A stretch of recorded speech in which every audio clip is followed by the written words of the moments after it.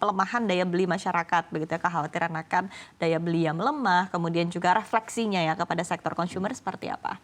Baik, memang ini menjadi satu tantangan ya untuk sektor consumer karena mau bagaimanapun juga kalau kita berkaca pada GDP kita atau pertumbuhan ekonomi itu lebih dari 50% dari konsumsi masyarakat begitu. Jadi saya memperkirakan ya untuk tantangan dari daya beli masyarakat yang saat ini tertekan atau bisa dibilang sebagai masyarakat banyak yang mengalihkan konsumsi mereka ke barang-barang yang lebih murah ataupun mereka mengurangi minat belanja, ini bisa berdampak pada penjualan suatu emiten consumer yang mereka bergerak lebih banyak di makanan, minuman, kemudian rokok juga ya. Apalagi kalau misal kita berbicara rokok, mereka juga akan kena cukai.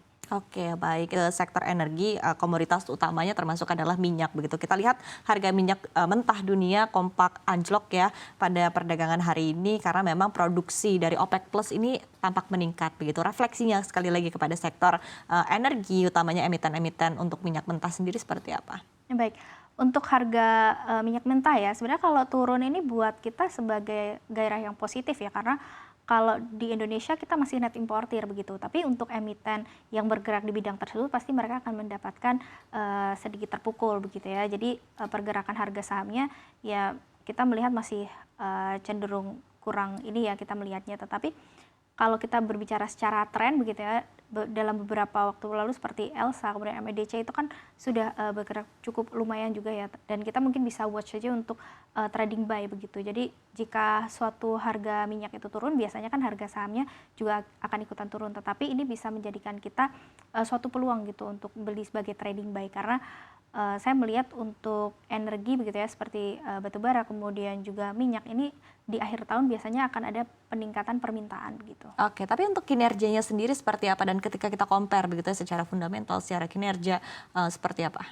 Kalau secara fundamental memang pemain yang besar ya, yang maksudnya mereka juga memiliki kapabilitas fundamental yang cukup sehat, itu kan pemainnya sebenarnya cukup sedikit ya, misal Elsa dan MEDC yang saya sebutkan tadi. Tapi disclaimer on juga ya bahwa pergerakan harga saham bisa selalu berubah, jadi belum tentu kalau ini bagus kita beli, belum juga tentu hari ini atau besok begitu. Oke, nah nextnya mungkin kepada emiten-emiten batu bara seperti apa? Saya lihat begitu ada beberapa yang juga cukup oke pergerakannya pada perdagangan hari ini, masuk juga ke dalam top turnover begitu ya, seperti apa? Saya melihat batubara masih cukup oke ya pergerakannya untuk trading buy. Saya masih melihat masih ada kesempatan karena kalau kita berkaca pada harga batubara sendiri ya, sejak awal tahun itu sudah naik sekitar lebih dari 20%. Bahkan di Agustus itu harga batubara acuan global meningkat lebih dari 150 US dollar per ton. Jadi saya kira ini masih bisa memberikan gairah positif pada average selling price mereka, dan juga harga batubara acuan domestik juga masih di atas 100. Jadi saya kira masih akan mendapatkan keuntungan begitu, apalagi kalau berkaca pada beban ya, beban untuk produksi rata-rata perusahaan batubara itu kan sekitar 50 US dollar per ton. Jadi kalau harga masih di atas 100 ya pastinya mereka masih akan mendapat keuntungan begitu, walaupun dari sisi pertumbuhan mungkin tidak akan terlalu seatraktif tahun 2022 begitu ya.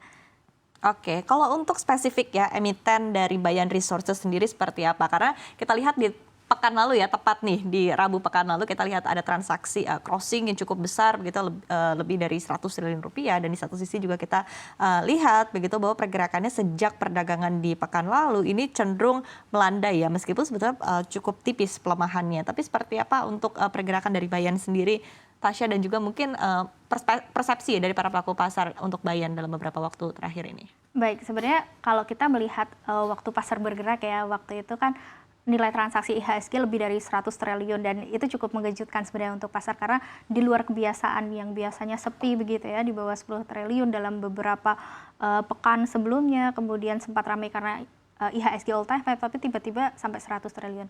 Tapi sehari kemudian itu ada berita bahwa aksi tersebut adanya hibah ya ke anaknya dari Datolo Tukong ke Airline itu. Jadi saya kira itu tidak terlalu mempengaruhi market ya, karena mereka kan melakukannya di pasar nego begitu. Betul. Jadi tidak akan berpengaruh di market sendiri. Dan untuk pergerakan secara teknikal saya melihat Bayan ini terbilang laggard sebenarnya dibandingkan dengan Adaro dan ITMG ataupun PTPA yang sudah naik duluan ya. Dan memang sentimen-sentimennya itu juga akhir-akhir ini ada berita tentang ITMG akan membagikan dividen ya, dan kita tahu juga bahwa emiten batubara itu memang cukup royal membagikan dividen. Jadi selain karena harga batubara saatnya sedang naik, kemudian ditambah dengan sentimen dari dividen. Jadi saya kira masih cukup menarik kalau kita untuk trading buy di sektor batubara, tetapi perlu kita pahami juga bahwa sektor ini cyclical.